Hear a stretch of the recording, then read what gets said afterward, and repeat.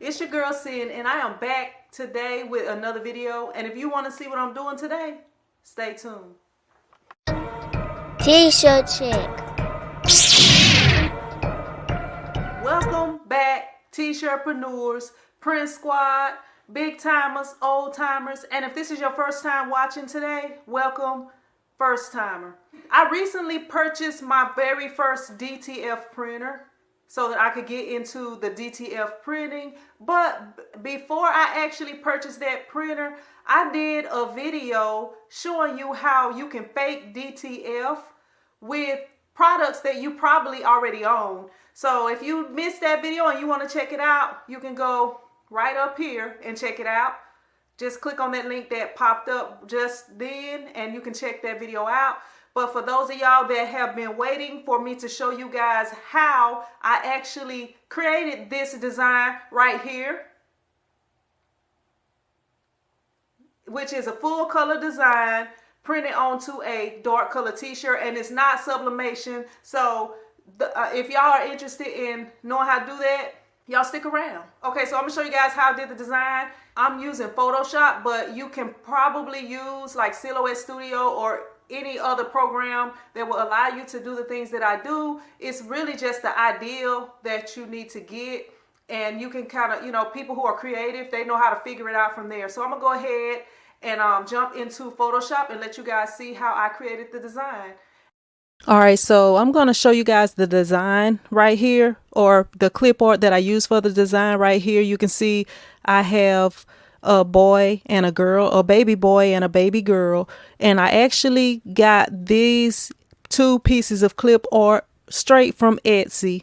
I had a customer that came in that was having a baby shower and a gender reveal, so they ended up finding the clip art that they wanted on Etsy, and actually they knew exactly what they wanted. They actually showed me a image of what they wanted, and I just went right to Etsy and purchased the design, and that's how I created their design. Okay, so right here I made a new file in Photoshop, and I made it 13 by 19 because that's the size that I like to use, and I made sure that it was 300 DPI. Okay, so the first thing I'm going to do is drag in my clip art and make sure that I position it exactly where I need it. Okay, so right here I got the boy. Now I'm going to go ahead and make sure he's positioned where I need him to be, and I'm going to grab the girl and drag her in and just try to position them in an even space so that I can put the words right in the center of both of them. So that looks about even to me. So we're gonna go ahead and really, when you're designing stuff, it's kind of at your own discretion. So you just kind of play around with it and see where you like it at. And as you see, I like to leave the grid line on while I'm on Photoshop because it helps me to be able to center and stuff like that. But it's not hard to take it off. All you have to do is go to view and you can remove the grid line, but I like to design with it on. All right, so the next thing I'm going to do is I'm going to go ahead and get the text tool so that I can put the wording that the customer asks for me to put onto their design. So I'm actually just going to use the font that's already on the computer, and then once I get everything typed up and positioned where I want it to be positioned, then I'm going to change the fonts into the fonts that I wanted to use for the design. All right, so I typed the word boots, and I want to make sure that it is positioned where it's not going to be touching either the rope or the pearls, so that I can have it pretty much centered and below the design. So I'm going to go ahead and type all of the fonts out. I'm going to go ahead and type all the words out and put them in place. And then once I do that, I can go ahead and switch up the fonts and use the fonts that I use. And now, since I've done this before, and I'm actually just like remaking it just to show y'all. So everything may not be exactly perfect, but when you're creating your design, you can choose to do it however you want to. I'm just kind of going back through the whole process just to kind of show you guys how to do it and how I did it, and just explain more in depth so that hopefully any of y'all that are interested in trying this out can try it out. Okay, so all right, now I pretty much have everything where I would like for it to be. So, but if you're creating a design, you can just kind of play around with it. And I'm gonna go ahead and remove this grid so that y'all can see it a little bit better. And the fonts that I'm using, I already know what they are, so I don't really have to play around with it. But usually when I'm doing a design, I play around with it a little bit and I find fonts that I think look good. So I'm just going to go ahead and switch the fonts up. And as you see, when I did switch the fonts up, I had to kind of reposition everything because it was covering part of the design. So I'm just right now just moving everything into a better position so that all of the words show. All right, so right there, as you see, I have or it is actually in the correct font that I wanted to use. And I'm gonna go ahead and go back up and change bows into the font that I wanted to use. And like with this part, I'm using specific fonts that look close to the design that they sent me because they already knew what they wanted. But if I'm doing this, I'm just going to kind of play around with it and use fonts that I feel like look nice with the design or work with the design. All right, so the next thing I'm going to do is change the color. So I did everything in black because that was just what popped up. So now I want to use a pink color. So I'm just going to try and see which pink I like best. And I think I like the dark one. So we're just going to go ahead and go with the dark pink. All right, so now I'm going to go to the word boots. And, since it's a gender reveal party, we're going to be using blue and pink. So I'm just going to look around and see which blue I like best. And I just decided we're going to go ahead and go with that dark blue right there.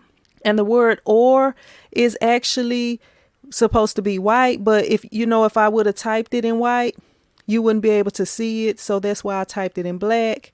But I can kind of just highlight it and, just show y'all what it looks like if I do change the color to white, so that y'all can see what everything looks like. So I'm gonna go ahead, change it to white. So you can't see it now, but then when I click on the background, you can kind of see it right there. But because our printers do not even recognize the color white unless you have a white toner or a DTF printer, I'm going to go ahead and put it back in black because that's what I need it to be in so that the printer will recognize it. All right, so everything looks pretty good. It's pretty much in the places where I need it to be. I mean, I could play around with it a little bit more, but because this is really just a tutorial for y'all, I'm going to go on to the next step. Okay, so the first thing I do is I take the word or out. This next thing I'm going to do, I actually have to make a couple of different files in order for me to be able to do the design the way that I did it, so that it looks the way that I need to. So right there, as you see, I did cover up the or. I did cover it up, made it so you can't see it right there. So right there, all you have to do is click on that I so that you can cover it up. So now I'm going to go to the girl and I'm going to click on that. And like, as you see, like with the pearls and with the rope, there is, it's like kind of thin and stuff. And I just didn't really want to play around with it and be worrying about it causing me problems. So what I ended up doing is changing the foreground color down in the left hand corner. And I'm going to zoom in so you guys can check it out. And then all I do is go inside the pearls. And because this is going on a black t-shirt, as you guys see, y'all saw what the design looked like. I'm gonna try to pop it up for y'all, but I'm basically just the white parts on her that's not the pearls. I'm just gonna go ahead and click on that and fill it in with black. And that way I don't have to worry about dealing with issues with the pearls and stuff like that. And You know, it's easy to just hit the go back button or undo button when you mess up. So that's what that's looking like. So now I'm going to go over here and we're on the boy. So we're going to click on him and we're going to fill in his rope. That way we don't have to worry about that. So everything else is pretty much the way that I need it. So this right here, we're going to save this design as, we're going to say this version of the design as design. And the reason that we're going to save it as design is because this is what we actually want to print out so that we, you know, don't have to worry about the rope and the pearls, and you're not even going to be able to see it because it's going to be on a black t-shirt. So I'm going to go ahead and cover up the word or because we do not need the word or to print in black. It is actually supposed to be in white. So right now what we want to do is leave that empty white space right there, and I'm going to show you guys how I made it white. And really, as you see right here in the design, you can see that the pearls and like the eyes and some parts of the design is white. So maybe now y'all can kind of understand how I made the word or to print in white. But I'm gonna go ahead and save this. But because I already did this and I'm just doing this to show y'all how we do everything, I'm not gonna actually save it because I actually do already have it done. All right, so we have the first design saved and we about to go into working on the second design that we're gonna need to save. So I have clicked on the girl and I'm just gonna click on color overlay because what we want to do is create a silhouette of the girl. So we're gonna go ahead and click on color overlay, and I like to use black for my color overlays. So we're gonna go ahead, we got the girl done, so now we're gonna go ahead and go to the boy and we're gonna click on him. And what I'm doing is I clicked on the girl and then I clicked on her layer style, copy layer style, and then I'm going to paste layer style on the boy layer. So you can do it manually or you can copy and paste however you feel, you know, which one you feel more comfortable with.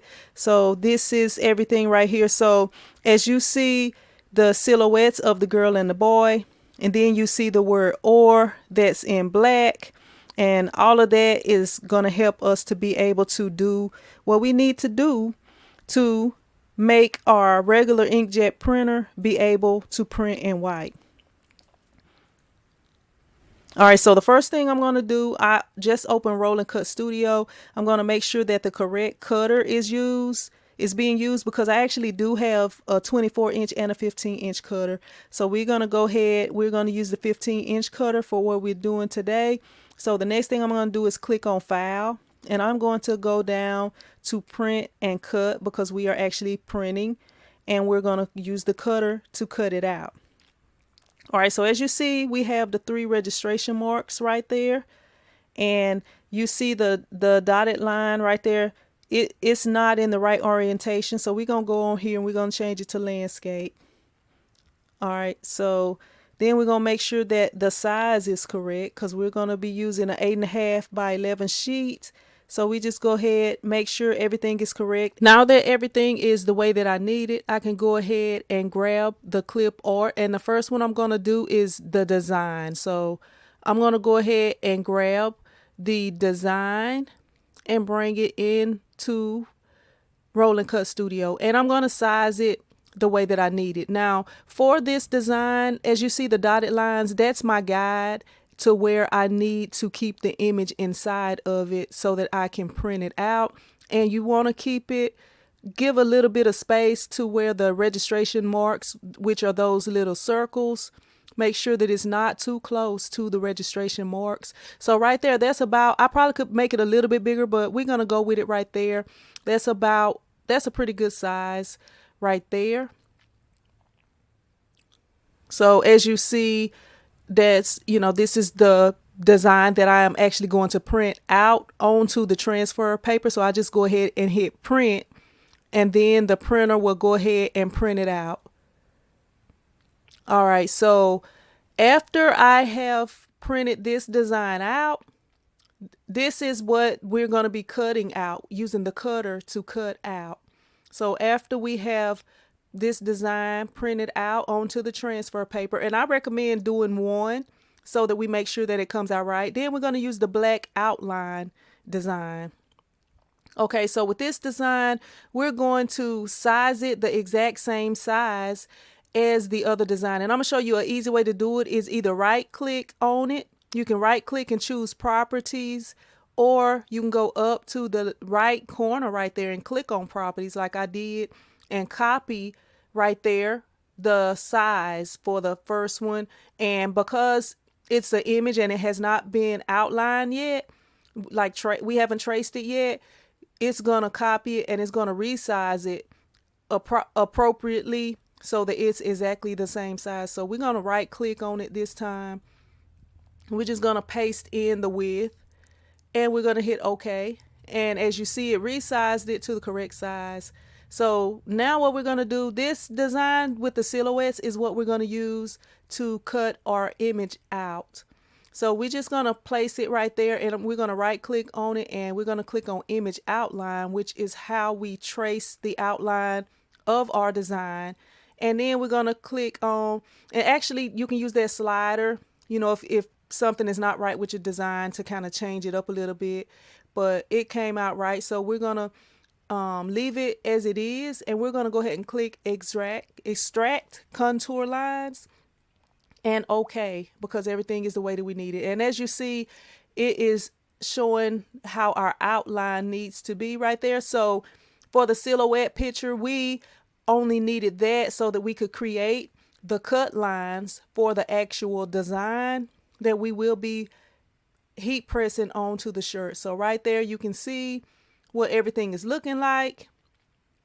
So right here, some of the stuff we're gonna have to change it up a little bit. Like as you see, we ended up breaking the poly lines because it had like some little cut areas in there that we did not need. Some places that it was cutting, like right there as you see on the girl and inside of the rope, and some of those little areas we do not need the machine to cut those. And as you see right there, for whatever reason, it did not come out right on the rope.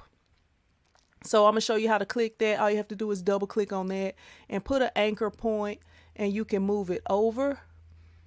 And as you see, it's looking better already, but you can put as many anchor points as you need by double clicking and moving the rope, or whatever part of the design did not come out correctly.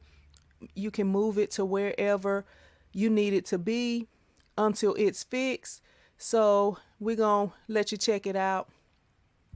All right, so everything else looks pretty good with the design, and as you see, that the rope is looking a whole lot better right there. So we're just inspecting and making sure everything is good. We got rid of all the little spaces that we did not need.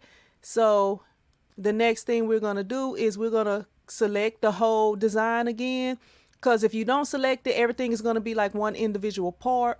And I think, you know, when you leave it like that, it's easy to mess up. So we're just going to integrate poly lines so that everything is one part again. All right, so as you see, we don't need this black part anymore, so we're just going to move it out of the way. Now, the next thing that we have to do is take the image outline and line it up as close as we can with the actual design that we printed out onto the transfer paper. So basically, you can zoom in however close you need to and just make sure that everything is lined up as close as you can get it. And if it's slightly off, it's really not going to make that big of a deal. But as you see, you know, it's pretty close. We got it pretty close. So the next thing we would do right here, as you see right there, the word "or," it's going to be cutting out, even though there's nothing printed there. So that's how we actually get it to print out in white, just like with the eyes and the pearls. So with the word "or" being cut out using that silhouette design, now we can make it cut out and it will make it seem like your printer actually printed it in white. So that's the big trick for this whole thing. is to make your printer seem like it printed in white. So now what we do is I have my cutter plugged in and everything, so I'm gonna show you how it works. So we just go to the top and click on cutting and OK, and it walks you through step by step. It has the instructions explaining to you how to do everything. And so basically you read the instructions, and it shows you how everything is supposed to work. And then we're gonna go ahead and click next. So right there it's just saying you want to line it up, use the arrow keys to line it up right there. You can use your mouse to click on the arrow keys, and that is the okay one, and the other one is not okay. So you want to make sure that yours is lined up perfectly like the one that says okay. If it's not lined up correctly, it will cut your design out, and it'll be white parts where it should not be white parts, like part of the words. It just won't line up. So you want to make sure that you get it exactly the way that it needs to be.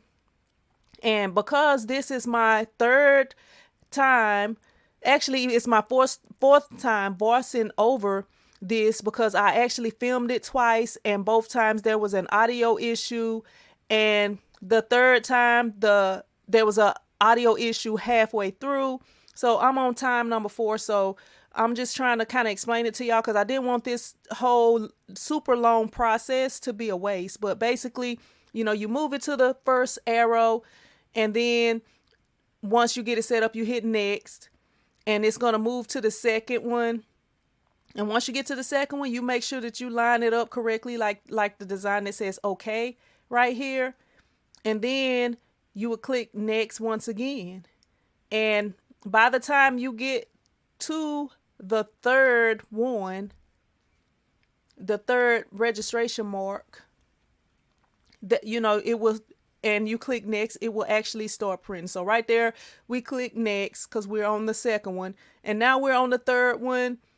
And you just basically line it up. The pictures are very detailed and show you pretty much everything to do. So now you would hit finish, and I'm not going to click finish because I don't actually have a transfer set up to be cut out. So when you click finish, it's going to go ahead and cut your design out for you, and then you can weed it. And if you need to know how to weed it and how to transfer and everything else, the video that's right up above, you can click on that and you can see the rest of the process, because this video is already super long and I did not want to make it super duper long. So if you are interested, because some of the people already saw the other video and they know how to do that, so to save on some time, I just did this video showing you how to create the design. So that's pretty much it for creating the design. And I know I use Rolling Cut Studio and Photoshop, but you can take these, I guess, tips